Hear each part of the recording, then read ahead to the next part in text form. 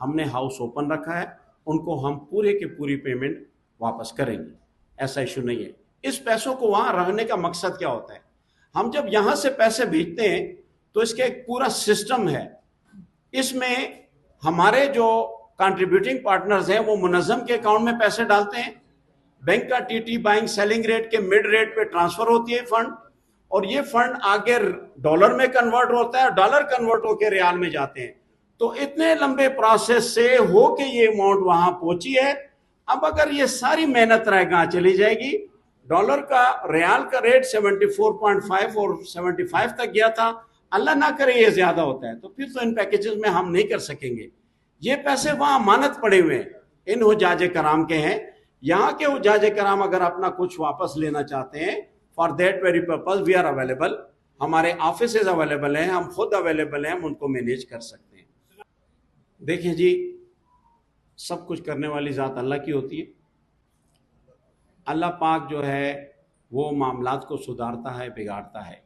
ہم 2004 سے یہ گروپ میکنگ کا کام کر رہے ہیں، وکیل احمد خان صاحب کو اللہ پاک غریق رحمت کرے، اس وقت سے یہ کام ہو رہا ہے۔ آج تک کبھی ایسا نہیں ہوا کہ اتنی بڑی تعداد میں حاجی رہ گئے۔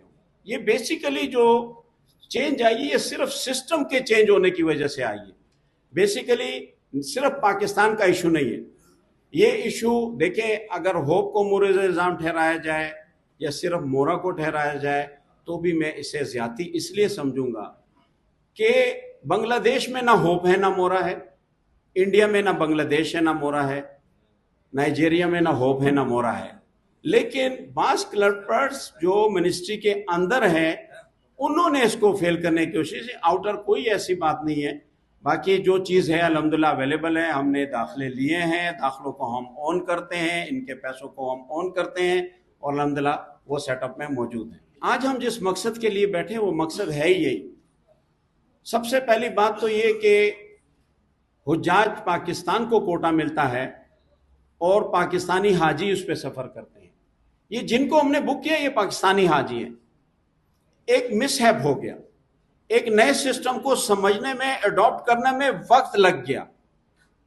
ودن اے کلک دیکھیں، بعض ملک ایسے تھے جن ملک کے سفارت خانوں نے یا جن کے حج مشن نے ان کو باقاعدہ فائنینشلی سپورٹ کیا، even those countries were naan Islamic, لیکن انہیں سپورٹ دی گئی۔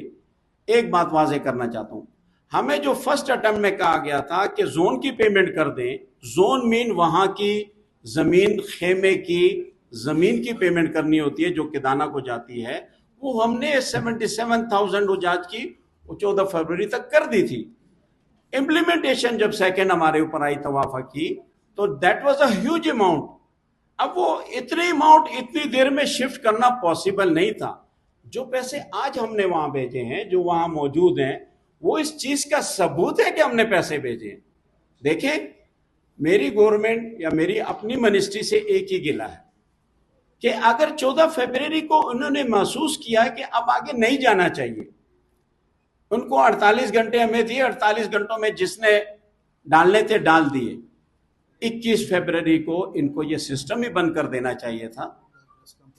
اس کو جناب اسٹیٹ بینک کو ایک ہی انسٹرکشن جانی تھی کہ نو ریمیٹنس۔ آپ کو یہ پتا ہے کہ ملک سے جب ڈالر باہر جاتا ہے یہ بہت بڑا زور مانگتا ہے، پھر ہم جیسے کمزور اکانومی والے جب اس کو فالو کرتے ہیں تو واقعی ملک و قوم کے لیے ریزرو کو بھیجنا آسان نہیں ہوتا۔ اگر یہ 21 کو یہ سرکولر کر دیتے تو آج یہ پریس کانفرنس نہ ہوتی، اتنے ہی پیسے گئے ہوتے